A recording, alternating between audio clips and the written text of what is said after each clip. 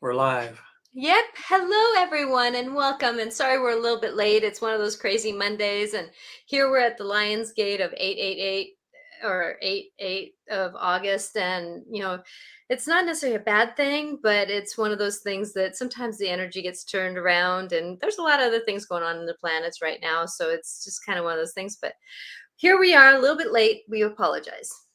Yeah. So Regan and We're I, Natasha Venter, are here, and we're very much glad that you are, whoever is going to be here and showing up. yeah. So Regan, how you been? I've been good. Been busy week. I had like 5 sessions last week, which was big for me, because they're 3 to 5 hour sessions. But 4 of them were just regular, therapy for helping to counsel a really loving couple who has issues. They're just trying to work things out. So I've been seeing them each individually, like back and forth, back and forth. And it's great for what our topic is today, because so many times in relationships, I mean, they get all balled up, all messed up because of shame, guilt, anger, and judgment. Uh-huh.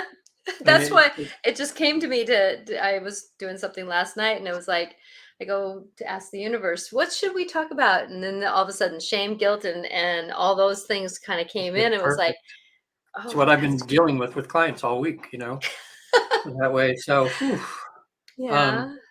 and well, before we go, I'll introduce myself. I'm Regan Forsten, and I'm a clinical hypnotherapist and also a facilitator with the Newton Institute. That's why we do this dance of the soul, because we've approached life from a spiritual standpoint. The Newton Institute has a process now that's they've helped over 70,000 people in a deep state of trance actually go to heaven and back, or experience the other side, if you want to call it heaven, the other side, or whatever. Um, it's an amazing phenomena, but it's true. It's here. It's happening. We have 250 therapists in 46 countries now.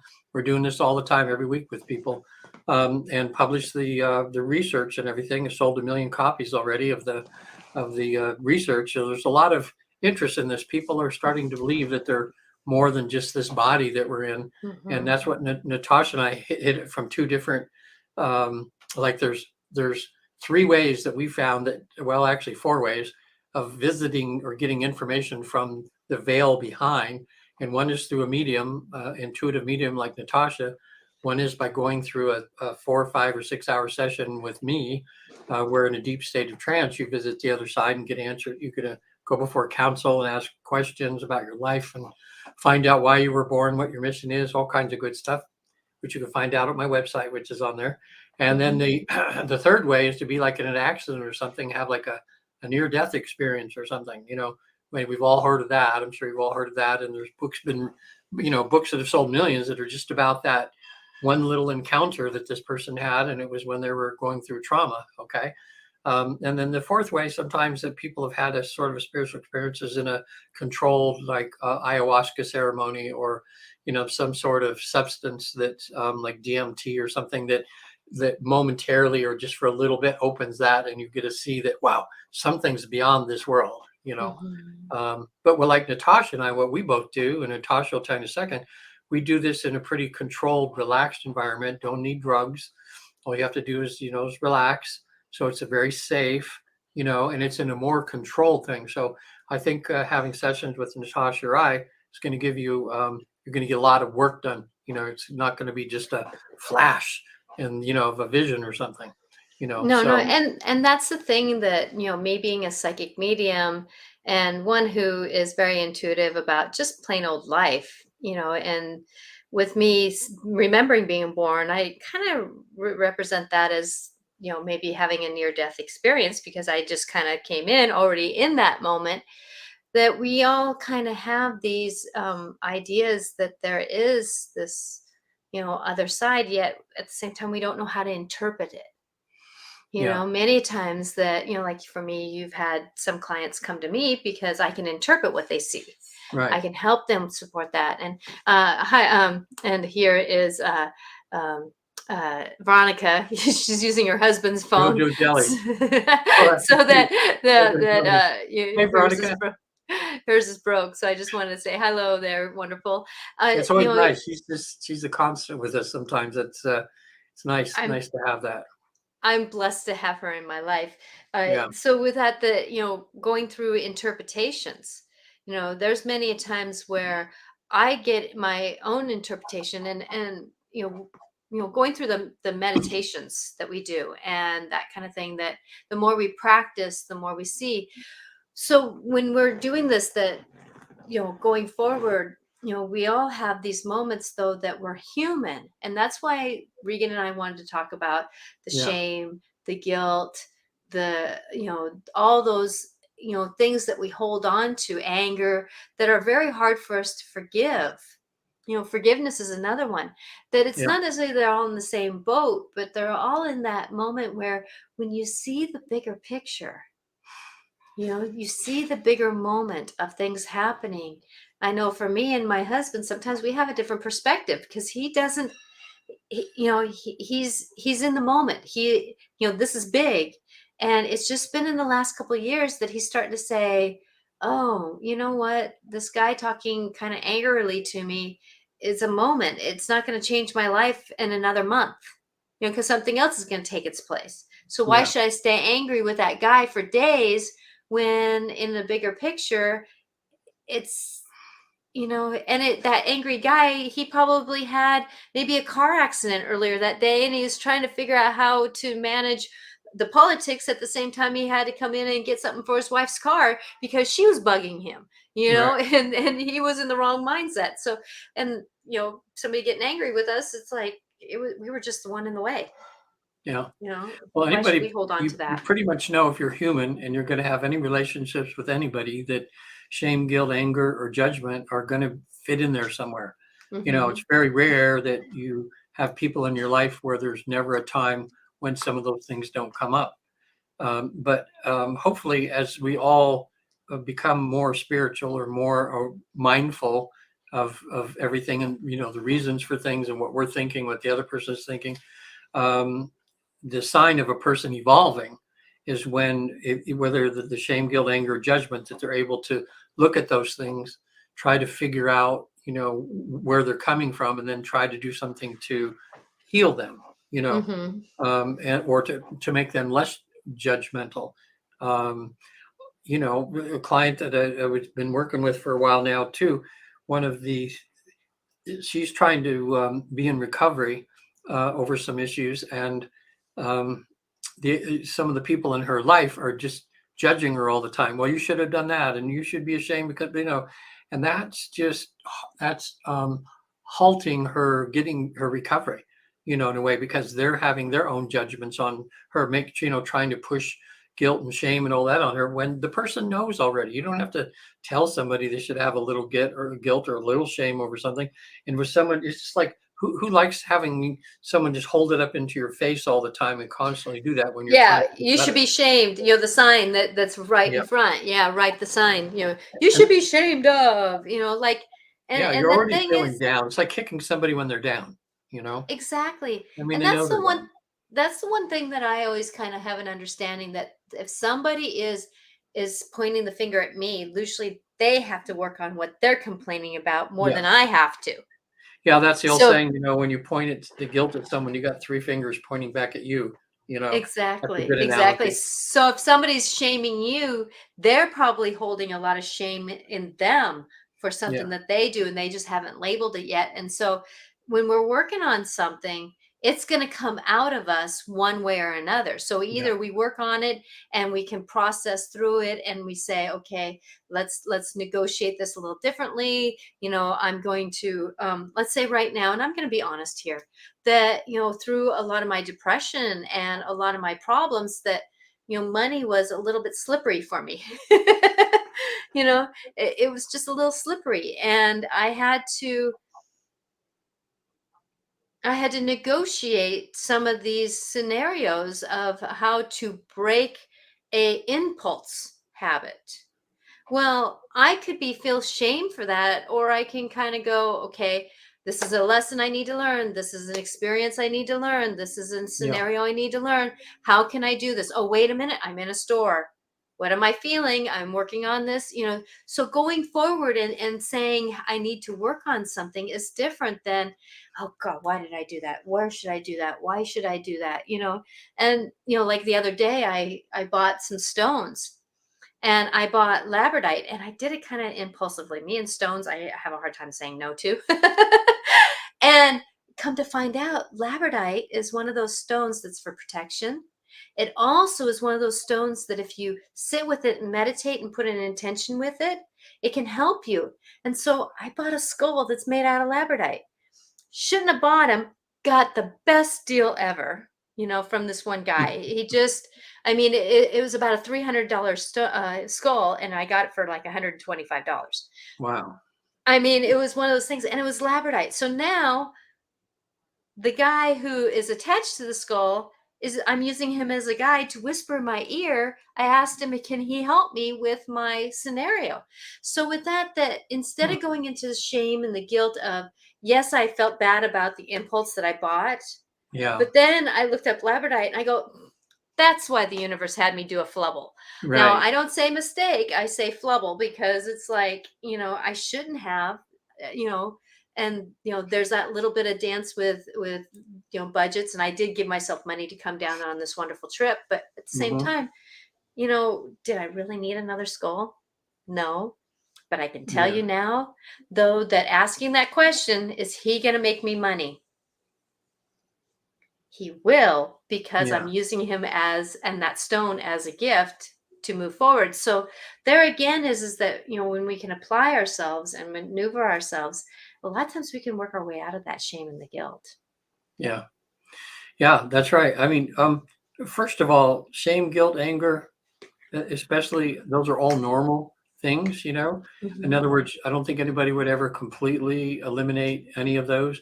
But the thing is to be aware that usually when we have those, it's just like a warning light coming up in us that we need to be aware of, saying something's out of kilter with us here, In other words, you not, like, even with anger. I mean, everybody has anger. Even people go through anger management. They still have, like me, I went through for 3 years.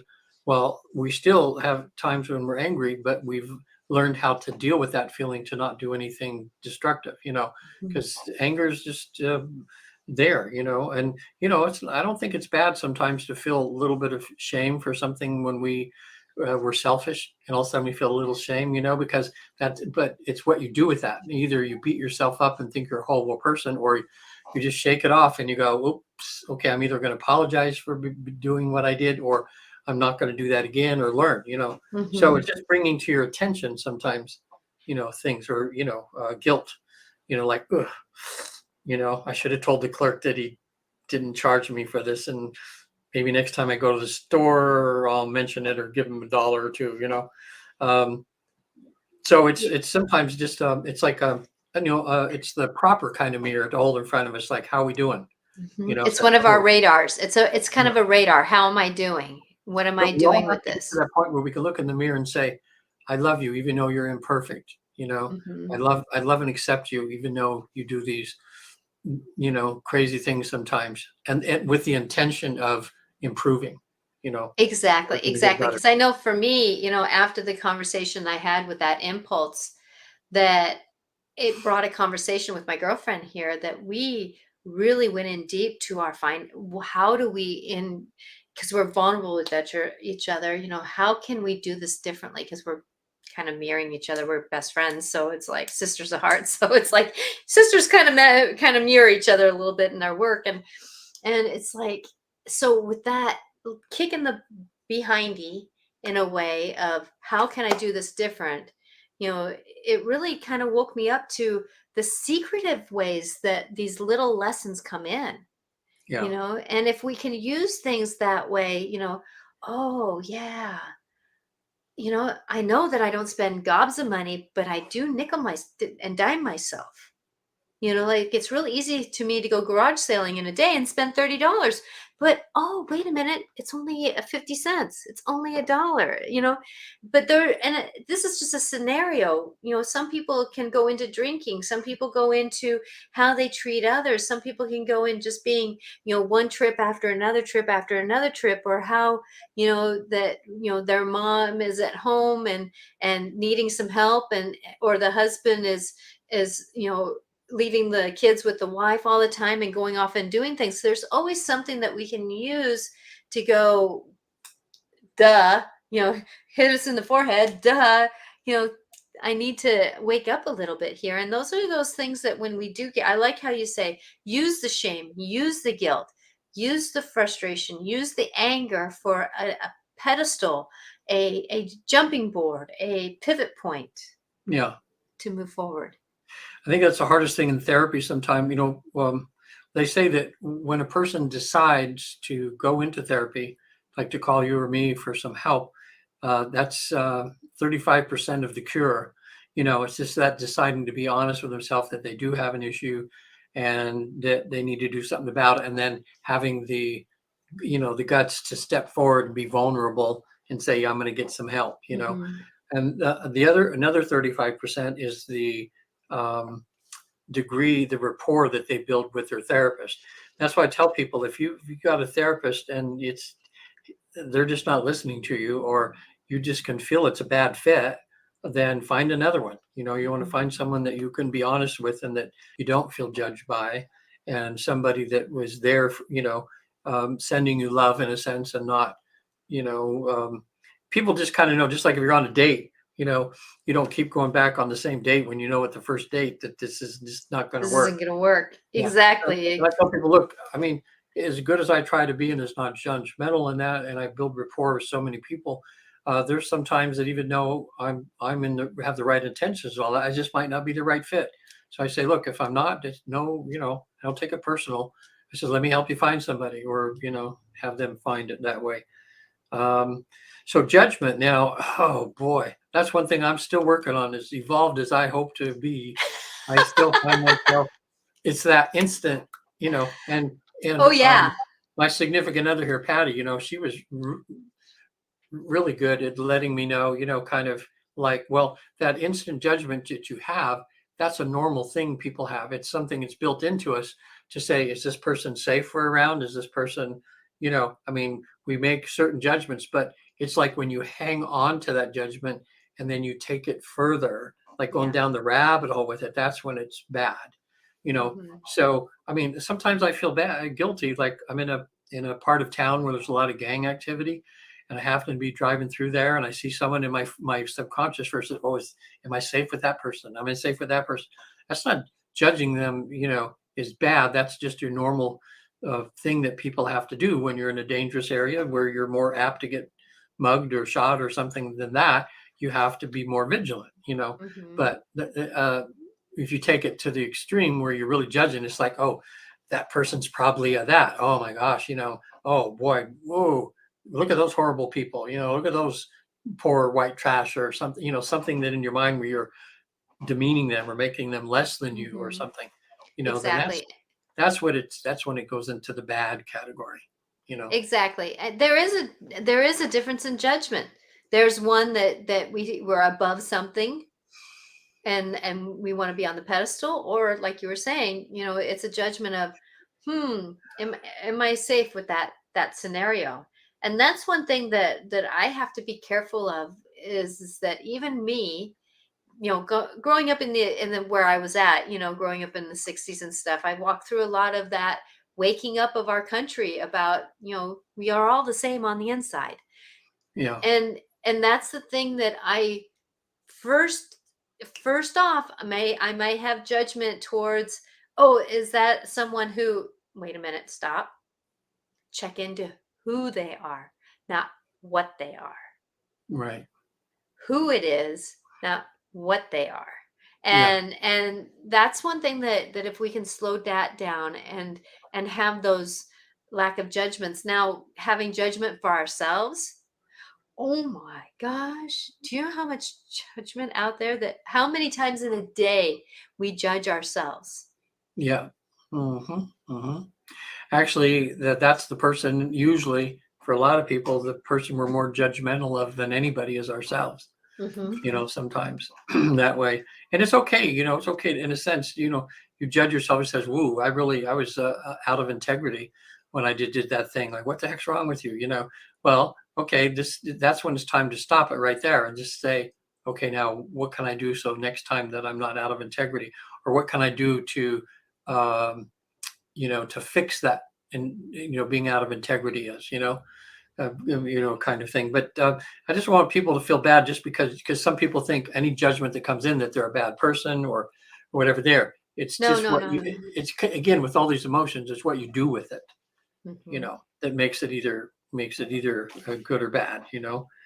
Um, Man, that's tough. And that's where when we talked about the 4 agreements last week, and I'm giving it another plug because that's such a darn good book. Um, Especially one of the agreements that you make with yourself is not to take seriously anytime anybody compliments you or criticizes you. Because if someone criticizes you, it's like you can see like metaphorically, you can see like a bullet coming towards you from that person, and Mm-hmm. they told me I was ugly. They told me I was stupid or something like that. Well, a lot of times we just let those bullets hit us, and we feel it and we do damage ourselves. But what what we're trying to say from the work that you and I do is that there's another way, that when you become to tell your mind, says, well, that person, just because that person told me I was ugly, that doesn't make me ugly. Well, maybe. No, but I'm just joking. But in Yeah, other but words, they're coming from their viewpoint. Even if they say you're the most handsome guy in the world, does that make me the most handsome guy in the world? No, it has nothing to do. They're coming from their own life experience and choice that way. So once you learn to take criticism um, or praise, and you just let it go kind of on by you, it doesn't define who you really are. Just I guess thank the person either way. You know, Mhm. then You you move stop on. having as many issues and problems that way because you realize it's the other person's issues. Mhm. You know. Exactly, exactly. I know, me working at the elementary school, that I do, that kids will come up on the playground, "He called me ugly." And I asked the question, "Are you? I don't think you Mhm. are, but are you?" "No." "Well, then why are you listening to something that they think? Yeah. You gotta believe in yourself. It's time to Yeah. believe in yourself. So are you ugly? No. I'm Yeah. beautiful. Okay, then let's go. Line up I, now. It's time to go to lunch." my It's like, granddaughter, I think of it. I wish I could remember the exact word. Patty was with me when it happened. Um, Somebody at school called her ugly, you know, and then that's the question that my daughter asked my granddaughter. Says, "Well, are you or something?" And she says she's like 5 or 6 years old now. She had this dress on like this, and she looks at herself and says, "Well, look what I'm wearing. Duh, I'm not. I'm beautiful. In other words, it's like, look at, I'm not. And it was just the mhm. way she said it was so it was so lighthearted. We just laughed, just at how beautiful it was. Like the guy's got to be crazy calling Yeah, me that. Look at me, I know and exactly. And I try to bring it one step forward. And I always say, I know that you're kind, you're amazing, and that you just bring such laughter to the room. You are a beautiful person inside and out. Because I don't want to make it about hair and clothes. yeah, It's about that inner stuff. So with that, it's like try to bring in the story of who we are. Like there was one kid that got shamed, and he was called a queer. And I asked him, "Well, are you?" And he said, "Yeah, actually I am." And I went, "Okay, great. That's amazing. So now yeah, how do you deal with it when somebody calls you that?" right, Because of the fact that it's not okay that people call you that, because they're tainting it. It's not a good taste. But yeah, how we receive it. And I had that quick little 10-minute conversation with this kid about how, well, it wasn't 10 minutes, it was in school, so I couldn't spend 10 minutes, but I tried to spend at least enough quality time to get that when we arm other people's words, We give them the power over us, Right. where we can say, "Oh, yeah, I am queer. Oh, thank you. I'm kind of quiet, feeling quite good about myself." Right. It's hard to do that. It's very troublesome, especially when you keep getting beaten down, like an abusive husband who's Yeah. not happy, or a spouse. I'm not going to call it just a husband, because wives can do it to men too.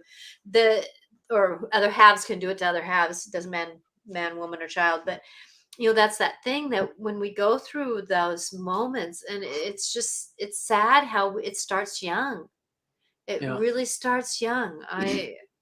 Well, look Yeah. at, like, well, you being a teacher at school, you see as the children are young when they start uh, making fun of other kids for differences, like someone's fat or, let's say someone's, Oh, it starts before or if kindergarten. someone's wearing, it would be just something like someone's wearing glasses. Oh, four eyes or whatever. Starts at an Mhm. early age where we start doing that. What I found out with uh, anger management is that for us, for people subconsciously, for us to feel good about ourselves, we have to feel that we're superior to something or somebody. So we could be really, really bad. So we will find somebody to call them. We call it thingifying. We'll turn them into a thing, and then when we do that, we feel that we're better than them. For instance, um, like during the war, when we were going to war in World War One, World War Two, Vietnam War, whatever, for us to feel superior, so that we can feel we're better than somebody. So that because they're not as good as us, that gives us more of a, we can kill them a little easier because they're less than. Mhm. So we never call, like for instance in Vietnam they called the Vietnamese gooks, because a gook is less than human. You Yeah. could and what in Germany it was the Krauts, and then Japanese the Japs. It's just that the human mind doesn't want to harm someone, or is less likely to be um, offensive towards somebody that is an equal. But when you make them less than you, your mind means I could be all over them. Then that's why Mhm. sometimes our kids, we wouldn't hurt little beautiful Johnny, but if he's a brat, oh, we'll spank a brat. But or the guys, what do they do before they hit somebody? You bitch, or Mhm. the women, you bastard, or you Yeah. mama's boy. It's some kind of term or something that in our mind we reduce them to where we feel superior, and then we'll just give it to them. Uh-huh. And that's a form of shame. And Yeah, that's the thing.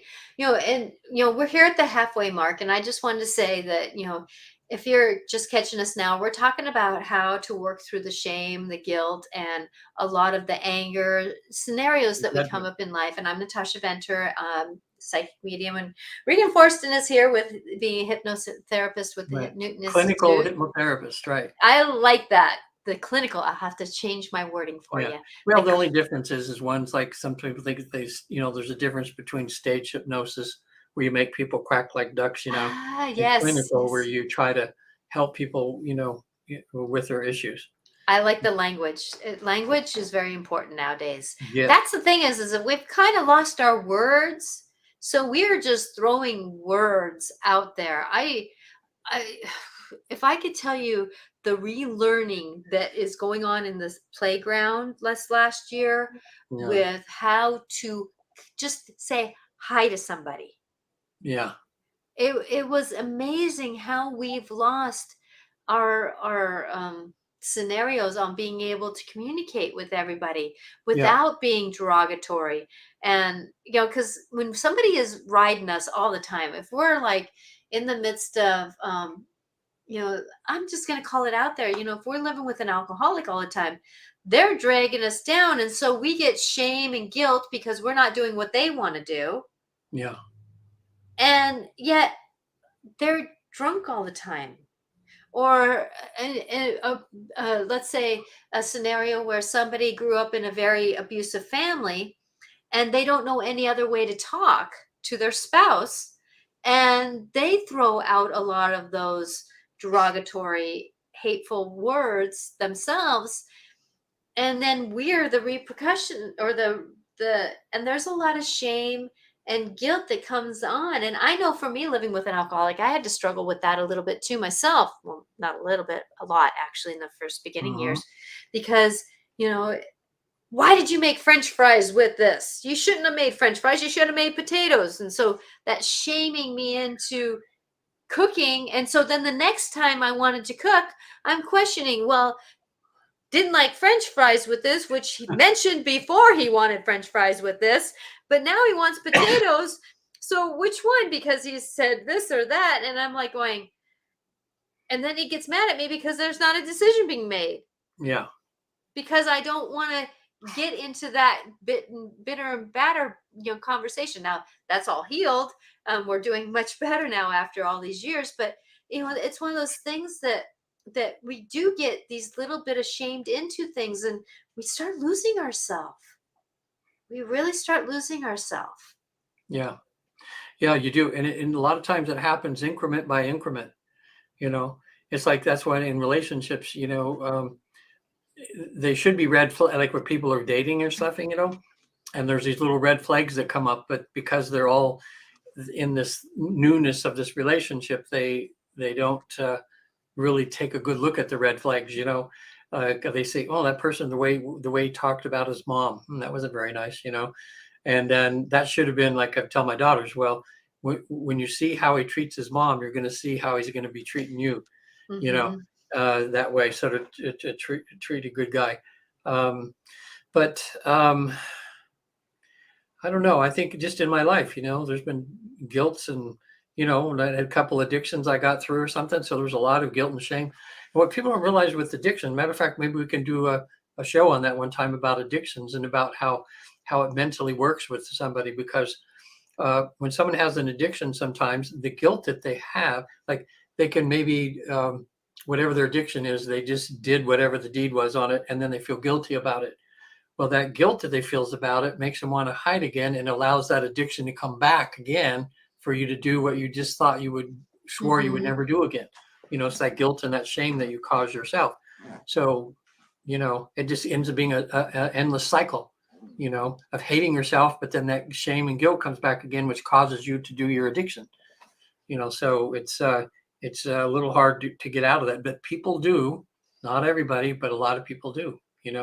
So it is possible, to get, and it's possible if you're a person that's, now that we're talking, you're hearing this, just think about yourself now and the last conversation you had with someone who you have a difficulty with, and how much of your conversation was trying to put shame or guilt, with your anger that you had, or judgmental with that person. Just to see that, we do that, and just start, a lot of times we do that for people because we just don't know what else to do, but we love that other person, but we do all this, shame them or guilt or something like that. And we don't really realize the damage that we're doing to that other person, you know. Uh, so, And mindfulness. passive Oh, aggressive yeah. is a form of shaming and guilting a Yeah. lot of times, sadly said, because I can tell you that me being on the one that didn't drink and being I'm going to call it bullied a lot of times into believing myself being one way or another, that, that passive aggressive moment when I got something in, it was, I tried to keep a good intention, but sometimes I was worn down, Yeah. until I really became who I am today in the last 15 years, that it's been an evolution of saying, you know what, just calling it as it is right now. I'm not going to be passive aggressive right now. I'm not liking it. Yeah. And we can do better. Let's try to do better. So now that I'm got my feet underneath me and I can see the patterns coming around, I'm not there anymore. And but not everybody is in that kind of relationship. There's a lot of relationships that are very uneasy right now. And we get into that passive aggressive moments of the shame and guilt. So it's like a tennis game, back and forth. Who can shame somebody better, or Yeah. guilt somebody better? I It's did sad. a video on a movie down in Hollywood when I was there. It was a short film on on this passive aggressive, and I'll just walk you through it quick. But if you visualize this, it's like it shows my wife, she's cooking this beautiful steak and cutting up the vegetables and making a nice meal and everything, and, I walk in the door and there's a clothes hanger, right there. And as I hang my jacket up, that way, as I walk away, you see my coat slip off the hanger onto the floor. So that tells you, okay, things aren't going to go so good, So I walk into the kitchen. I don't say anything to my wife. I just kind of walk past her. I go to the fridge and I open it up and I take a beer and there's a half a sandwich in there out. And I take it and walk into the other room without even acknowledging her. And I go sit down, turn on the TV, and I'm going channel surfing. There's all the stuff on there. She looks where I went in the other room. She looks at the food she just makes. She just takes it and just throws it all in the garbage, throws it all in the garbage because, I just was passive aggressive with her, just like, screw you, I'm just going to have my sandwich, even though I just see this nice, food on here. So then the auntie starts going and I'm listening to TV. She's in the other room. She puts on the stereo in the other room and she starts turning it way, way up so that I can't hear the TV. All right. And so I'm sitting there and I'm kind of looking like, oh, whatever there. So I go into the other room where the music is and I just shut it off. I go back, sit down. I'm watching the movie again, kind of taking a bite of sandwich and a little this. She puts the stereo back on. This time she just turns it up like full blast. So what I do without looking at or anything, I walk into the other room. I pick the whole stereo thing up with it on. I walk out to the trash outside, throw it in the dumpster. Okay. So then I come and sit back down, turn back on the TV because now I'm one up on her, and watching this happening. She goes, gets the vacuum cleaner. She plugs it in the room and she starts vacuuming right in front of me. Okay. Which is actually real life for a lot of people. I know this is a real good thing to show how people, when they can't talk, when they can't do anything. So then I'm getting, really angry. And so I run over and I pull the cord out of the wall, sit back down again real quick. She plugs it back in. Okay. So it's up, it's getting tenser and tenser and more tense and more tense. So I take it out of the wall again. She goes over to where my beer is on the thing, throws it and breaks the TV. The screen on the TV breaks. Okay. And then when she does that, then there's glass all over. And then we both look at each other and we're about this far from each other's face. And we're screaming as loud as we can, so much so that pictures fall off the wall. There's a vase that explodes in the other part of the room, It's like a little surreal here, that way. And then when we're expended, we can't yell anymore.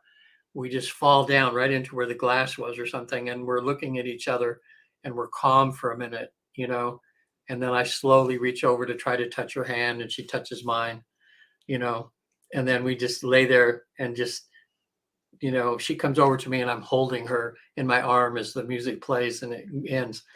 And that's how crazy. I mean, it was a really good little short film, but I think people watching that can see themselves in that, and they can see what's going to happen if you can't communicate, but you really love, because at the end you could see they really loved each other, but they're behaving so badly because of some things. Anyway, didn't mean to go on so long about that, but it's no. But it was perfect because that's the thing is that if you really look at it, in between those stories, there's a lot of shaming, guilting, passive aggressive anger. right. It's just one of those things, and that's when I try to give people the inspiration if they can try to start practicing being a little bit vulnerable. Yeah. Like let's say giving that example that you just said, the guy coming in and notices his wife is making steak.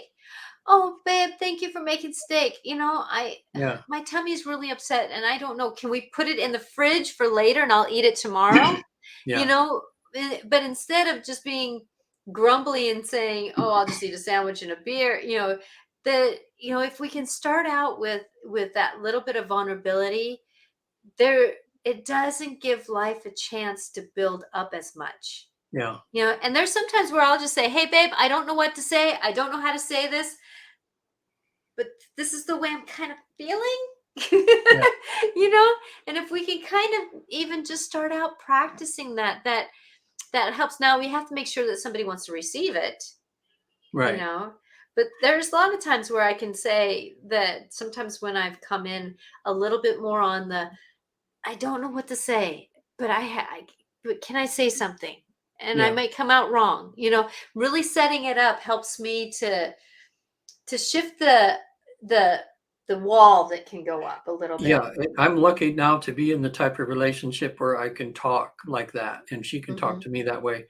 Oh, gosh, it's just like it keeps I mean, it just keeps things good, you know? In other words, like, maybe you have something planned and you really want to take some somewhere, and someone comes in and she goes, "Oh, I'm just oh, that's so nice of you," and everything like that, but I just wouldn't be into it right now, you know? And then I go, "Oh, because I had this kind of plan," but the fact that she's confiding me and being that way, and then 2 seconds later, it's like, "Ah, okay," and then we go to plan B, where, "Hey, let me Hmm. get you something and help you relax," or something like that. It's just, can't tell you how nice that is, you know? Hmm. It is, and it takes practice to get there with our mates. It takes Yeah, practice to get there with a friend. It takes practice of doing things to understand that people, because naturally people are going to be putting their guard up. yeah. It's just one of those things. But I wanted to kind of, if I could, go into this moment where, because I know a lot of people have guilt and shame around people who have passed. You mean I'm gonna flip the coin okay, here a little bit alright. quickly Oh, here, boy. and I Oh, apologize. boy, yeah, yeah, yeah. But there's been some sessions that I've had with people who I wasn't there. I wasn't there when they passed, and Mhm. and they carry so much shame and guilt, and there's been a couple people. It's because of addictions that they were Mhm. in at that Mhm. time, and I, when we hold shame and guilt, especially with those that, for those that have passed, I can tell you, being a medium, they're not holding on to that shame and guilt. But they understood in their own way why you couldn't be there. Yeah, Like there's this one person that was like, I feel such shame for, and she didn't name it. I had to name it for her. She named the feelings around it. And I said, but you don't need to hold shame for that. yeah, Oh, that's what I'm holding. But she still wanted to hold on to it. And it was because of the fact that she was in an addiction when her mother passed. And she wasn't there for the last year. And she wasn't there when they passed. And then that's when being a medium is helpful because right. then mother comes in and we have a conversation, the three of us, Yes. about, because I'm being the interpreter, about how that, if, like this one scenario, that this person, if they would have been there, they wouldn't have been able to handle their parents passing. Yeah, They would have gone into a spiral spin that would have been so damaging to them. But because they were detained and weren't able to be there, they were able to manage their mother's passing in time as they awoken with the addiction, where yeah, they got less and less, and then they can work on it. And we had a couple of sessions around that, which I was grateful for, because that's the thing is when we hold shame and guilt for a long time, that hurts our digestive system. It hurts our heart. It hurts our muscles and knees. It hurts our backs. It hurts our shoulders, and we feel icky. We feel icky, and like you were saying, that many times we can't get sober, or we can't get out of the addictions if we don't manage some of these emotions, because they keep. yeah, It's almost like somebody coming behind us and keeps tripping us. You yeah. know, or Well, it's that ball and chain that we keep carrying, so we're like lugging our leg along trying to move forward. yeah. Well, let me tell you then for people watching too, because you actually helped me with that. When my wife of 20 years, my first wife, passed away a few months back. And for a while there, she was kind of stuck. But then when you were able to get through to her, I have to say that what she said to me, it wasn't like I just called up someone like saying, because some think, well, maybe the medium just made it up or it wasn't really her or anything. But the thing she said it, and in the way she said it that you interpreted and told me, it actually, because I had some shame and some guilt over some of my behaviors in my 20s. Okay. Hmm. And they had still, they probably of the things I've done in my life, the things I was most ashamed of, my behavior. And even though we left in good terms after 20 years, at least, whatever, there still were things that weren't healed, and by her talking through you from the other side, and her releasing me from that guilt, and because of I forget exactly how she worded it now or anything, but it really But did. the after effect is what really matters. Yeah, yeah. I felt. I mean, it's still. There's a few things they're still hanging on a bit, but it lessened a lot, Mhm. and I kind of could relieve a little bit. So, thanks for that. It was good. But I've had clients too to come to me, and it's people that passed on. They've grown up 10 or 20 years past an incident, and they wish they were that age now and they could go back because they've matured and that they could make up for stuff, but their parents or the loved ones had already died. So one thing about what you do and that I do is we help them contact them on the other side to just do a one-on-one, and to really talk it out so that they can get some healing. So Mhm. that's what I love about this work is it's never too late in a sense. It Hey, isn't. they It died, isn't. you grew up and you're a changed person now. You're not an addict anymore. Let's go and get them to the other side and have them talk about it. A Mhm. lot of healing can Exactly. happen. Exactly. And that's the thing that I'm so grateful that my dad helped me understand this statement about at this minute in time where we're at in life when we're, let's say, 20. We're 20 years old doing what we can, doing what we need to do. Now, you know, 30 years later, we're not the same person. We have a Yeah, different perception. We can't go back and change our decisions at 20 when we only knew what we knew to do. We didn't have any other information, so we made that choice. Even if it was going to the party when we shouldn't have, but yet our friends yeah, at the time were bugging us so bad that we couldn't tell them no. We yeah, didn't know better to do better at 20. And so at 30, looking back, going, "Oh, I shouldn't have went with my friends. I would that turned me down a whole different path that I shouldn't have gone down. yeah, Shoulda, coulda, wouldas." We can't do that because this is hindsight. Now, at this moment, how can I move forward and make better decisions because I learned that I can't go with my friends and do those crazy things, but I can try to do better in my choices coming forward. yeah, yeah. But it's just another example. One of my clients came in. Her sister was on the floor and had a drug overdose, and so Ouch. she was kind of was not doing good. Well, she panicked, and so her mind is going, well, what do I do? Do I call 911 now quick, or do I try to make sure she's breathing okay first? What do I do? And in those moments of hesitation before she decided what to do, her sister, the ambulance finally came and they took her, and I think the ambulance or something said, well, if we'd only got here sooner, we might have been able to save her, because she ended up dying. So she's always kicked herself, like, why didn't she know the exact proper order on how to do things? She thought she could have saved her life.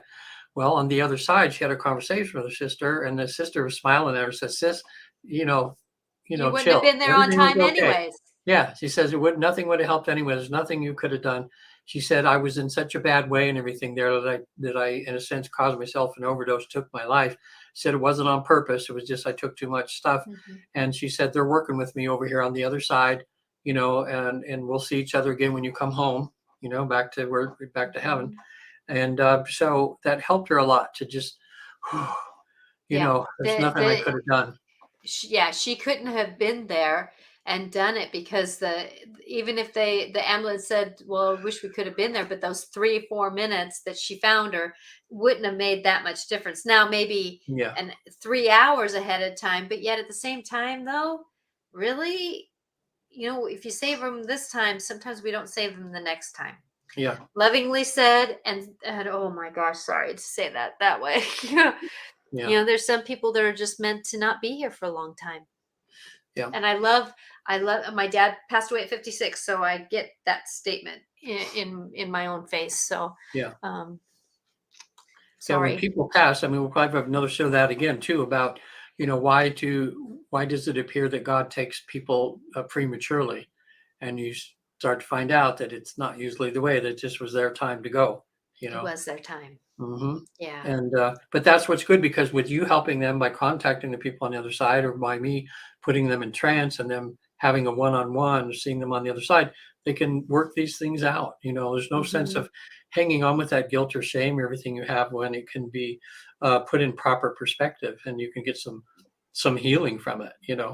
Uh, Exactly, now, exactly. Because it's not that we're always going to do the right thing, and that we shouldn't shame and guilt ourselves into knowing that what is the right thing. yeah, What truly is the right thing? If you have a different perceptions, what truly is the right thing? There yeah. isn't. Hmm. So what I would say for people this last 10 minutes that we have on our show here is that if you're the one doing the shaming, you just figure, okay, you got some work to do here. If you're the one being shamed, then you need to learn how to be okay, to be able to see the bigger picture within yourself that everything is okay, and especially the person that's doing the shaming, um, because we're all guilty of it somewhat. But it's just be more mindful of think about what you're going to say before you say it.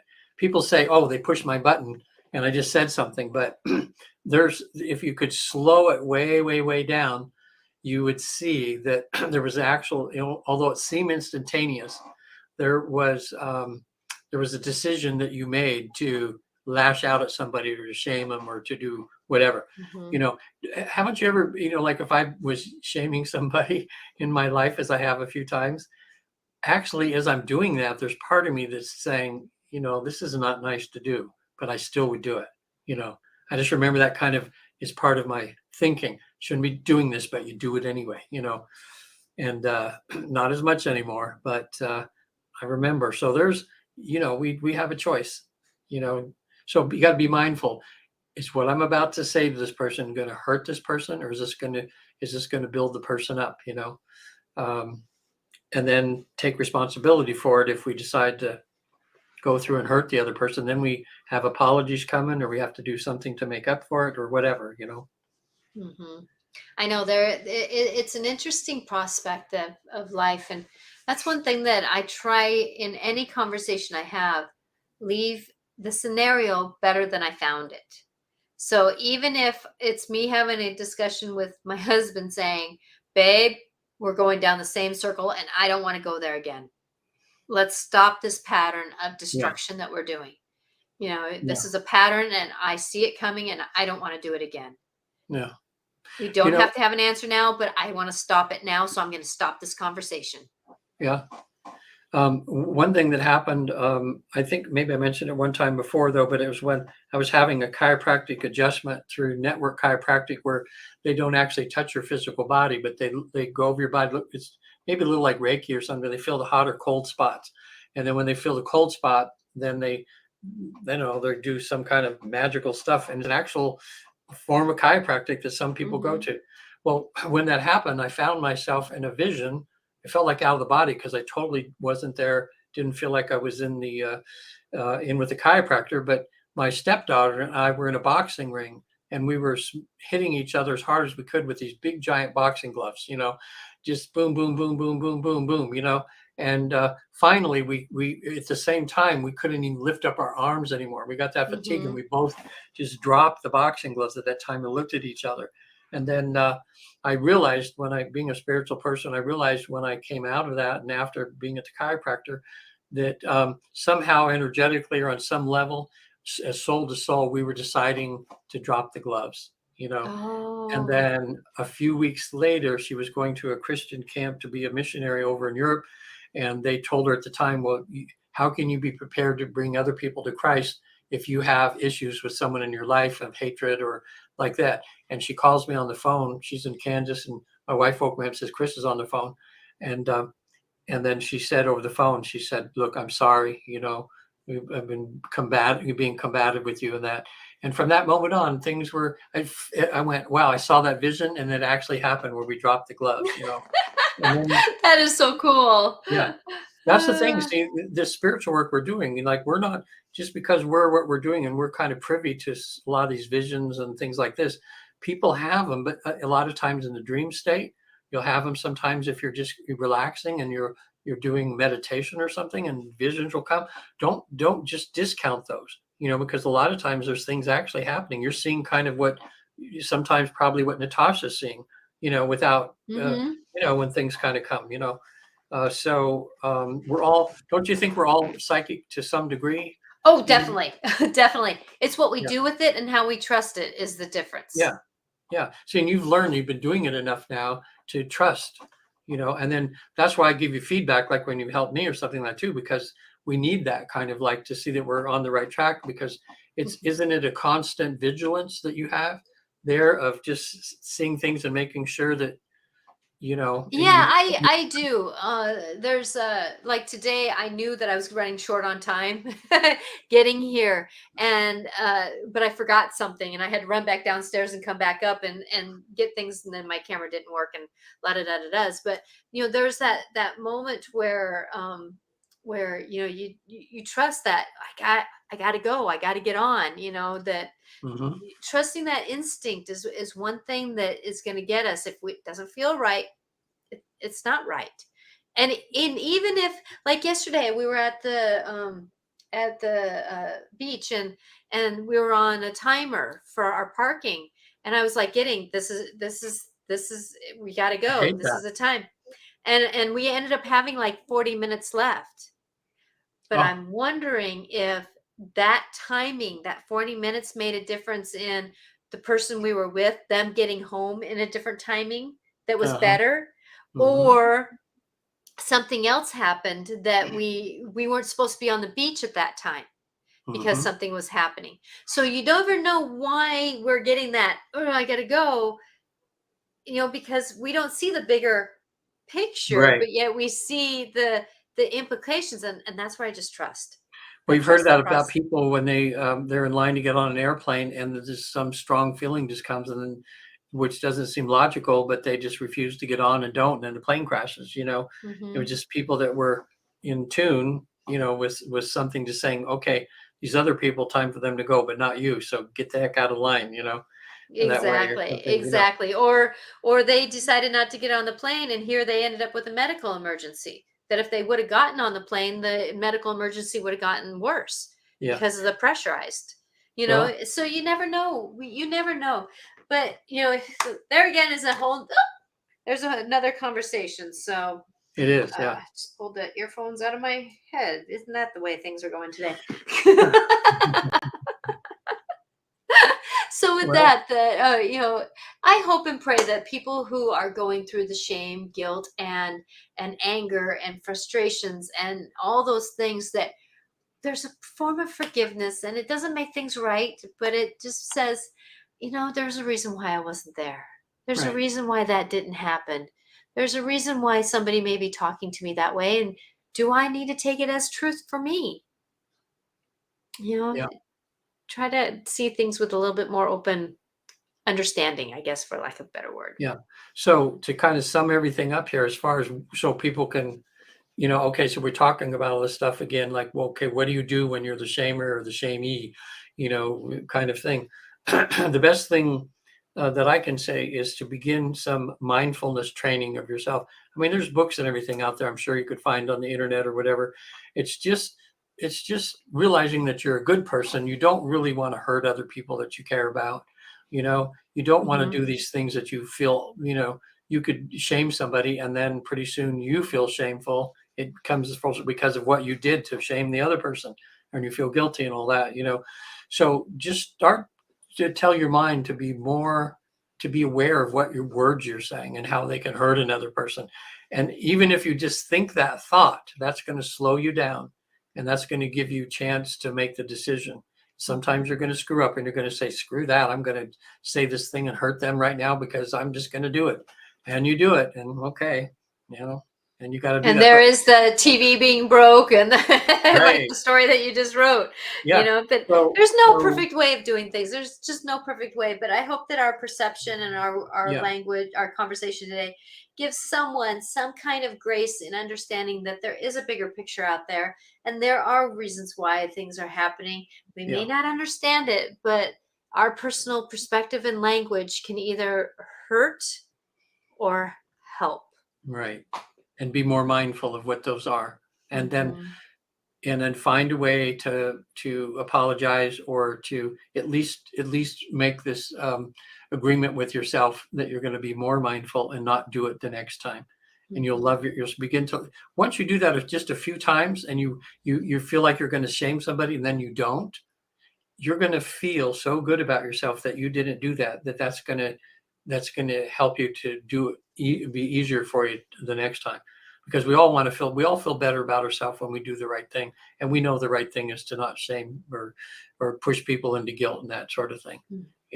And the guilt and shame you feel, you got to just start looking in the mirror and saying, look, I love and accept you, even though you're not perfect, and we're working on this. And if you're having a hard time, find someone who can help, because the fact that when we work on this, it does heal. And I can witness, let's say, if I hear a mother speaking, the daughter or the son sounds just like the mother, and that mother probably sounded like their mother or father, and it goes on and on and on. And at some point in time, we have to heal the chain of how we speak to each other. Right.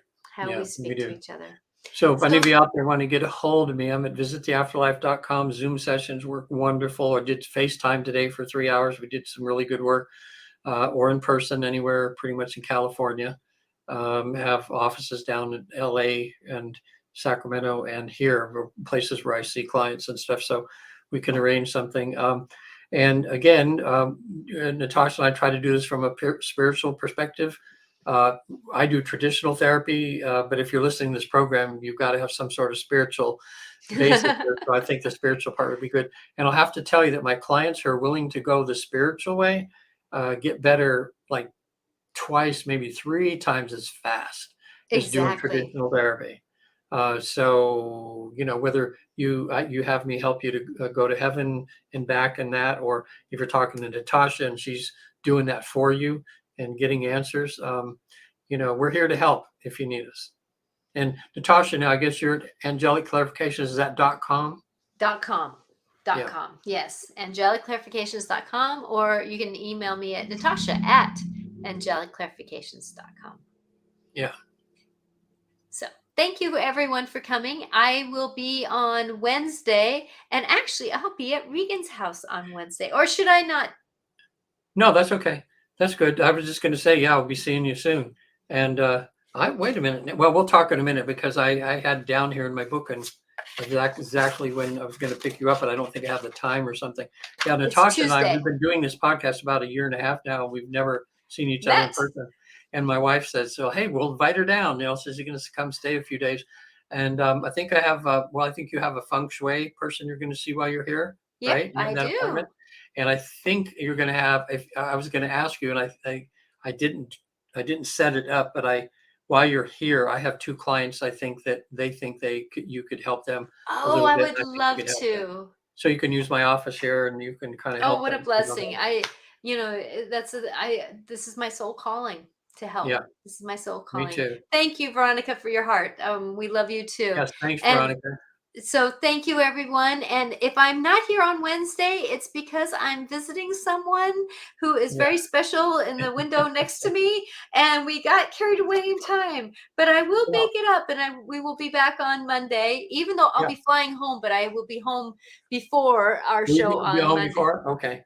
Yeah. Okay, that's what I was wondering. I wasn't sure what time when your plane got back. I was just looking at my. Yeah, so on Monday, I think I land at noon, so I should be home. Oh, you should be. And I'm asking the angels to make my planes on time and traffic going good. So.